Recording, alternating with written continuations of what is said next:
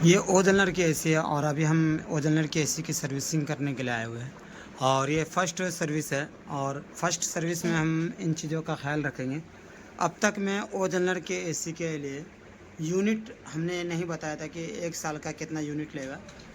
तो यहाँ पर जो लिखा हुआ है 1065.93 यानी पर ईयर्स में 1065 यूनिट ये वोल्ट खर्च लेता है अपने ऊपर पे। और उसके बाद देखेंगे एसी का परफॉर्मेंस तो बहुत ही गुड और एक्सेलेंट मार्क का आता है। कंपनी एक नंबर पे आती है ओजलर की। और सर्विस के रिगार्डिंग अभी एक बार भी सर्विस नहीं हुआ है। तो चलिए हम देखते हैं इसके अंदर में क्या क्या दिक्कतें आ रही है। तो जैसे कि हमने खोला और खोलने के बाद फर्स्ट ये होता है कि हमारा जो फ़िल्टर है वो फ़िल्टर जो है पूरी तरीके से इसमें चॉक है। देख सकते हैं इतना ज़्यादा चौक है कि बता नहीं सकते। इस तरीके से फ़िल्टर चौक रहने के बाद एसी कूलिंग क्या ही करेगा। तो पहले फ़िल्टर निकालते हैं दोनों और उसके बाद इनको वॉश करेंगे और वॉश करने के बाद क्या परफॉर्मेंस रहती है वो देखना है, बहुत ज़रूरी रहेगा। एसी कूलिंग कर रहा है लेकिन बहुत ही कम कर रहा है। जब इंसान का नाक बंद हो जाने के बाद इस तरीके से तो वो हवा को ऊपर से फ्लॉक नहीं कर सकते, जिसकी वजह से ये कूलिंग में उतना ज़्यादा परफॉर्मेंस नहीं दिखला पा रहे थे। अगर अभी इसको धुल कर हम लगा देते हैं तो हमारे एसी का परफॉर्मेंस एकदम गुड और एक्सलेंट मार्क का हो जाएगा। अभी एसी हमारा लग चुका हुआ है और इसके बाद इसकी मॉडल और सीरियर की बात की जाए तो ये इनका मॉडल और सीरियर है जो कि इस पॉइंट पे दिख रहा है। ये बांस की सीढ़ी से अभी हम चढ़ के और ऊपर जा रहे हैं। ये है हमारा ओजलर का एसी और ओजलर के एसी में को देख सकते हैं नीचे ज़मीन पे रखा गया है और इस तरीके से एसी दिख रहा है। कोयल बिल्कुल बेहतरीन कंडीशन में है, कोई दिक्कत नहीं है इसके लिए। लेकिन एसी को पूरी तरीके से जाम करके नहीं रखा है।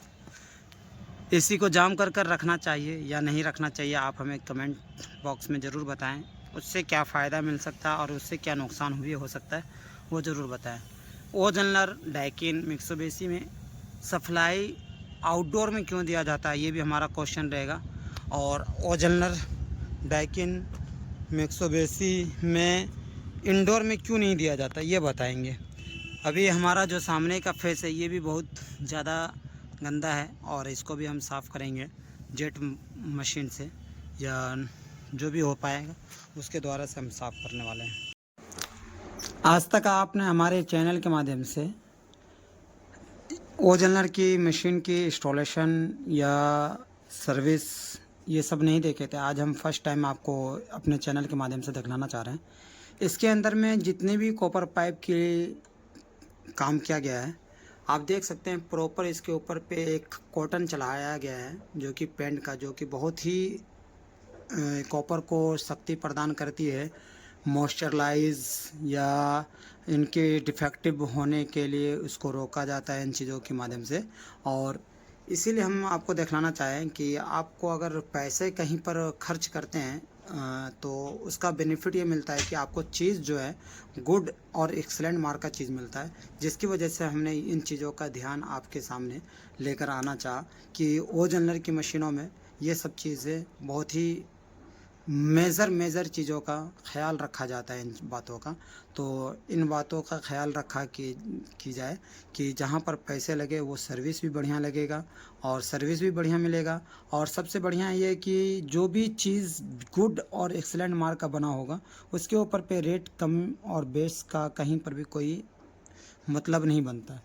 जस्ट इसके बैक कॉइल को भी दिखाया जाए तो बैक कॉइल को भी उसी तरीके से उसी पर्पज़ से इसको कोटिंग किया गया हुआ है।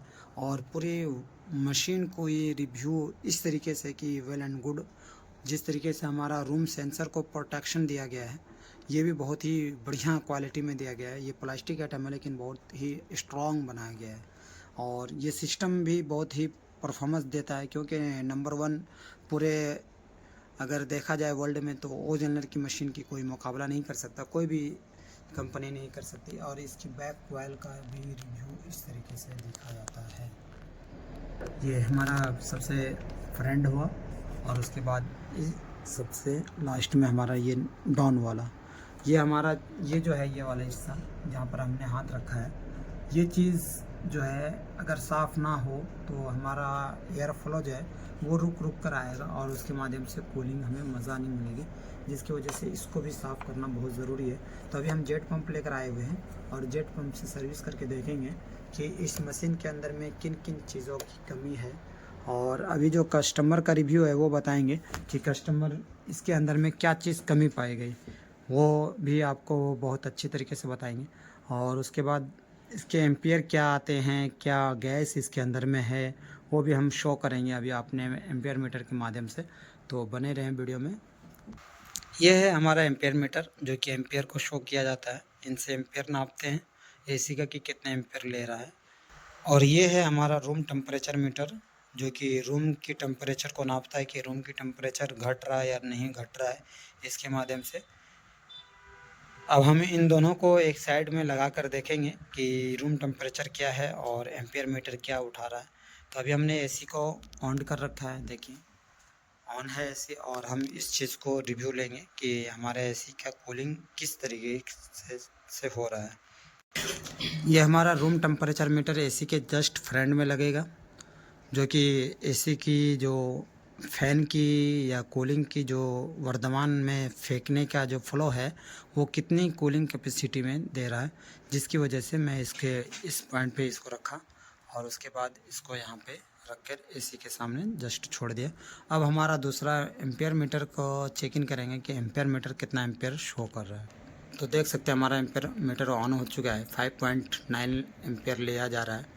और ये हमारा टेम्परेचर जो है 31 यानी 33 डिग्री रूम टेम्परेचर था, जो कि कूलिंग होने के बाद 29.2 सेल्सियस दिख रहा है आपको। इस तरीके से हमें कवर लगाना है पूरी प्रॉपर, और उसके बाद एक बाल्टी नीचे रखना है और पूरी तरीके से ब्लोअर को लेकर कूलिंग कॉइल को लेकर इस तरीके से साफ़ करना होता है। और साफ़ करने के बाद किस तरीके से दिखता है वो दिखलाएंगे आपको।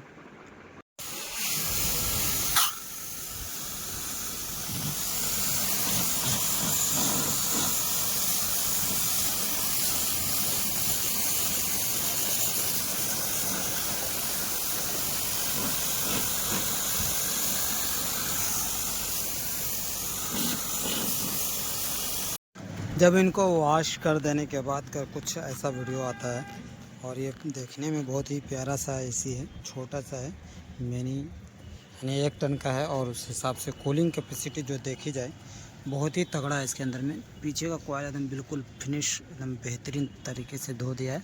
और उसके बाद अब अंदर की बारी है दिखलाने की कि किस तरीके से दिखता है।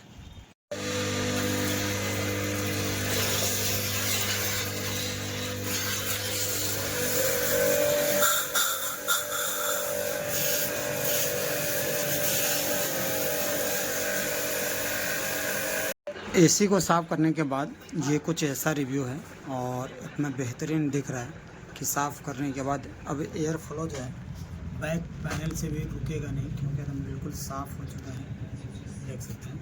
और यही चीज़ मेजर है जो कि बैक कॉइल साफ़ होने के बाद आपका कूलिंग कैपेसिटी बढ़ जाने का फ़ायदा होता है। और ये ब्लोअर की हवा की रफ्तार भी चेंज हो जाएगी, क्योंकि अब ब्लोअर भी साफ़ हो चुका है, अंदर में देख सकते हैं। और यही सब चीज़ें हैं जो कि मेजर चीज़ों को थोड़ा चीज़ों को ध्यान में रखना बहुत ज़रूरी होता है।